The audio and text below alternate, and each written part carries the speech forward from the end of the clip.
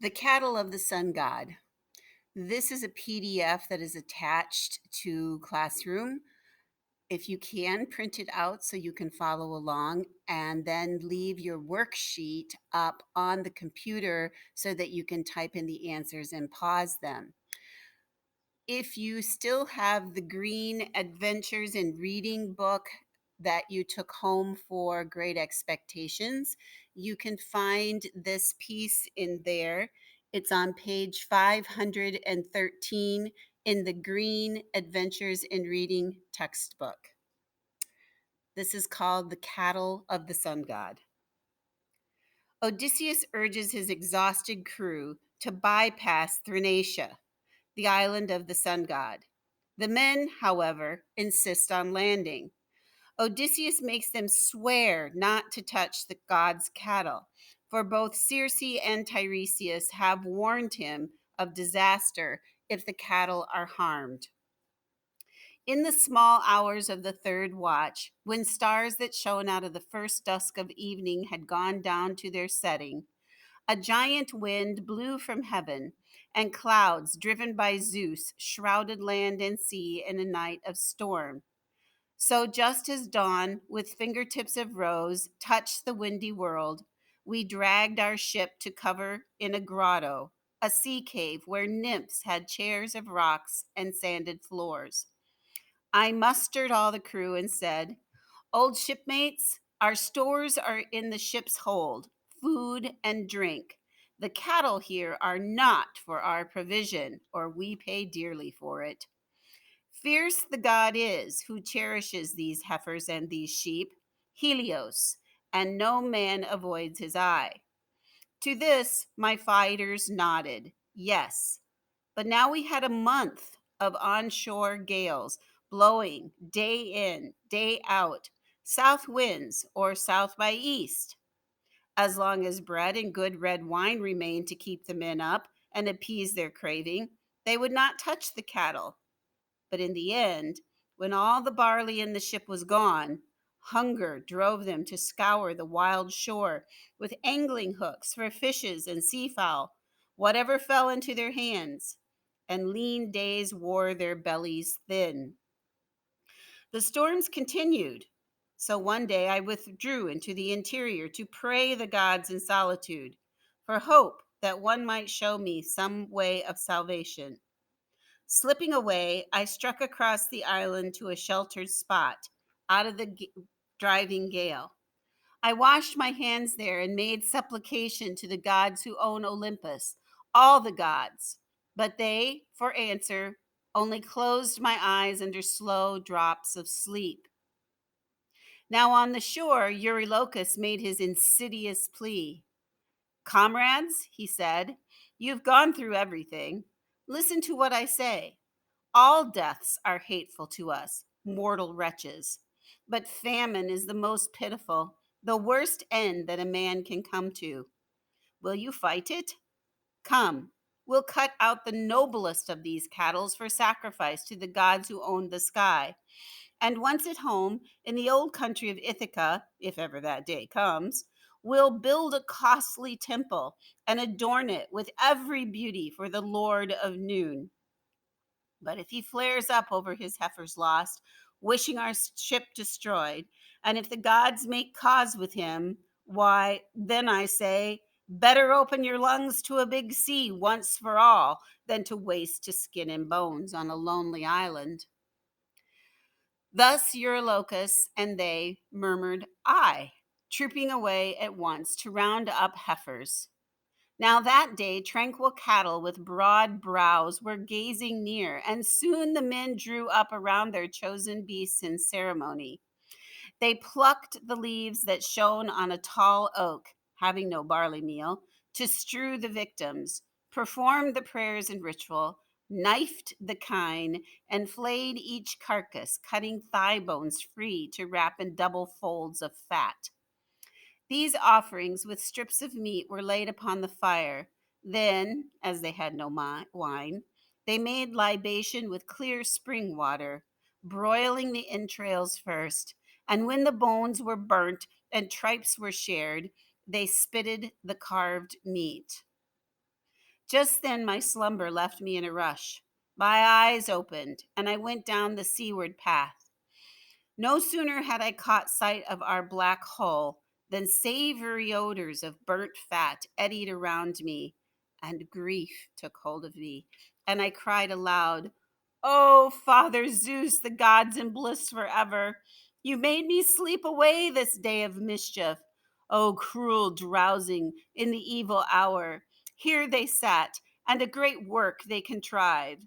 Lampetia, in her long gown, meanwhile, had borne swift word to the overlord of noon, 'They've killed your kind.' And the Lord Helios burst into angry speech among the immortals.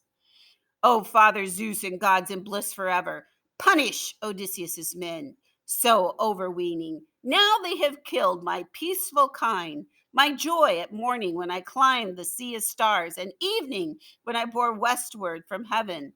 Restitution or penalty they shall pay, and pay in full, or I go down forever to light the dead men in the underworld.' Then Zeus, who drives the storm cloud, made reply, 'Peace, Helios.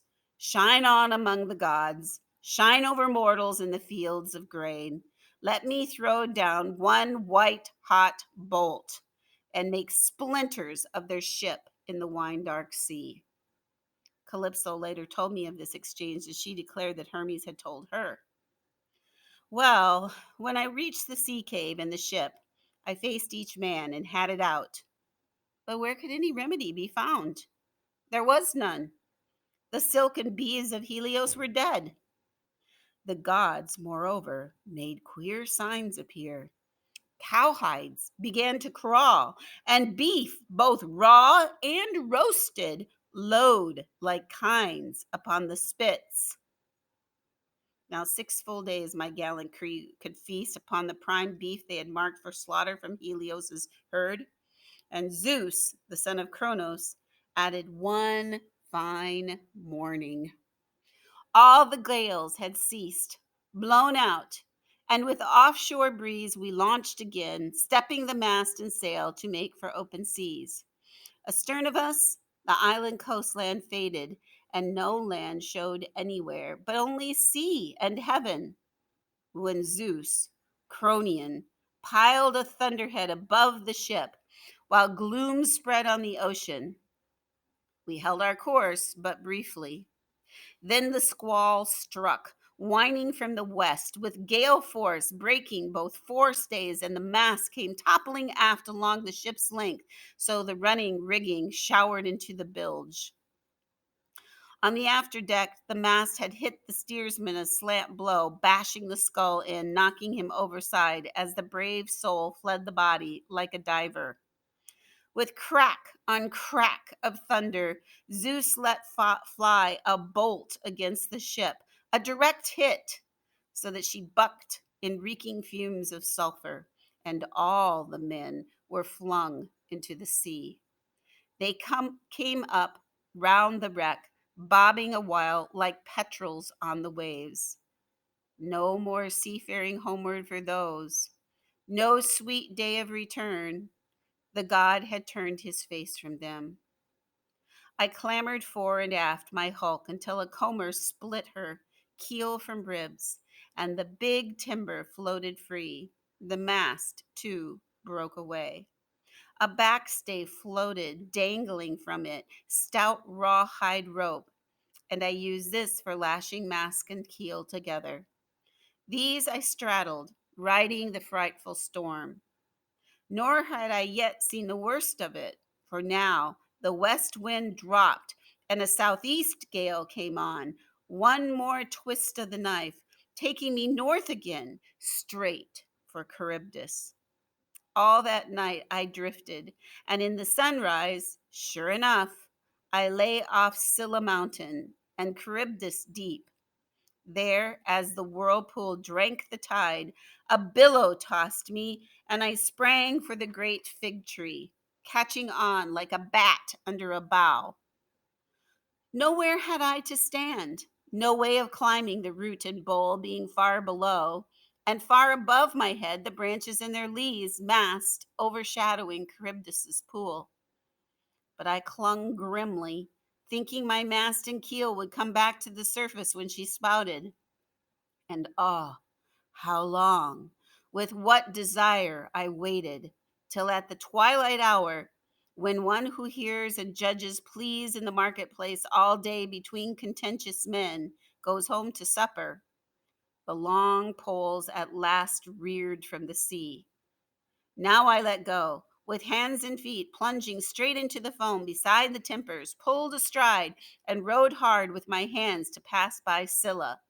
Never could I have passed her had not the Father of gods and men this time kept me from her eyes. Once through the strait, 9 days I drifted in the open sea before I made shore, buoyed up by the gods upon Ogygia Isle. The dangerous nymph Calypso lives and sings there in her beauty, and she received me, loved me. But why tell the same tale that I told you last night in the hall to you and your lady?